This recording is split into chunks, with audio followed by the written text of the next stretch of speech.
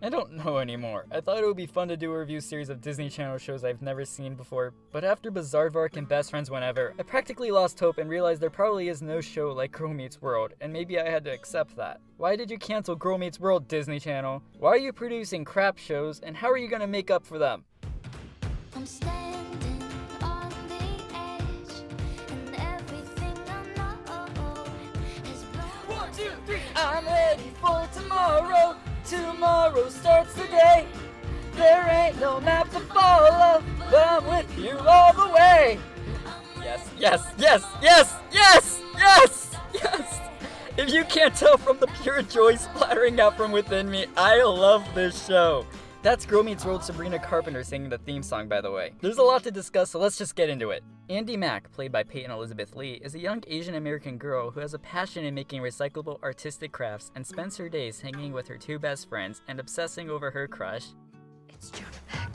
Being young, she has the habit to feel unspecial and obviously can't see herself for who she truly is. But when her older sister Bex returns home on Andi's 13th birthday, after being away for so many years, she influences Andi to take risks and builds her character. Throughout the series, Andi is faced with challenges between her and her family, her and her friends, and her and herself. With so much that goes on in her life, she becomes a little too self-centered and forgets that her friends also have stuff they're going through in their own everyday lives. And that's another thing! This show does a really nice job focusing on the other characters when they're needed to be focused. The sister and the mom have their moments where we see them constantly butting heads. Buffy has this whole side story about her always trying to be the best and grows a genuine connection with a boy who also likes to compete. And Cyrus reaches out his comfort zone and begins new friendships apart from his usual two gal pals. Friends who are girls.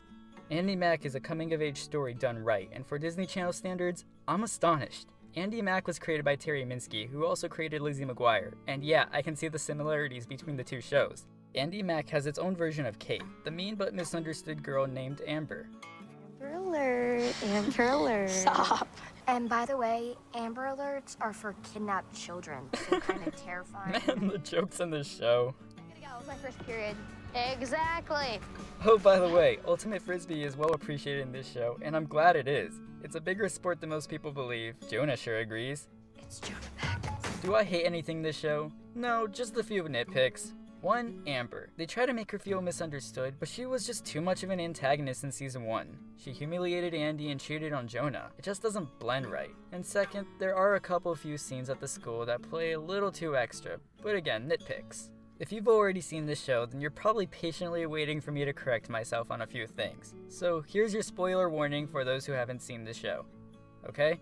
On the night of Andi's 13th birthday, Bex reveals that she's actually Andi's mother. So in this coming-of-age story, Andi struggles to adjust with the revealing news that just turned her world upside down.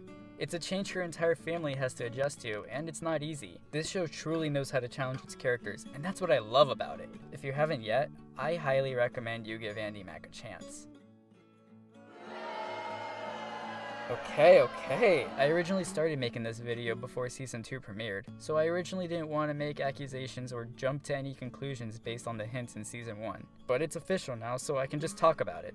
Andi Mack is the first Disney Channel show in the US to involve a gay storyline. It fits well in a coming-of-age storyline, especially with all the other drama going on in the show. I mean, it did start out with teen pregnancy, which was also new for Disney Channel standards. I like how it's Cyrus's story and not Andi's. It doesn't need to be the main character's thing. That's not what the focus of the show is even on. However, the boy who Cyrus likes is Jonah Beck, but Jonah likes Andi, and Andi likes Jonah, but Jonah also broke up with Amber, who is best friends with Cyrus's current girlfriend. Yeah, this is all very complicated.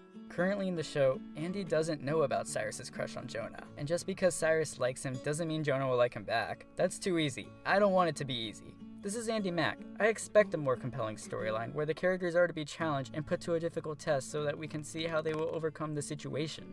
Anyways, oh right, the scale. I've seen every episode to date and will continue to keep watching. I'm still hoping for the return of Girl Meets World, but I highly recommend you see this show. I'm sure you'll get something out of it.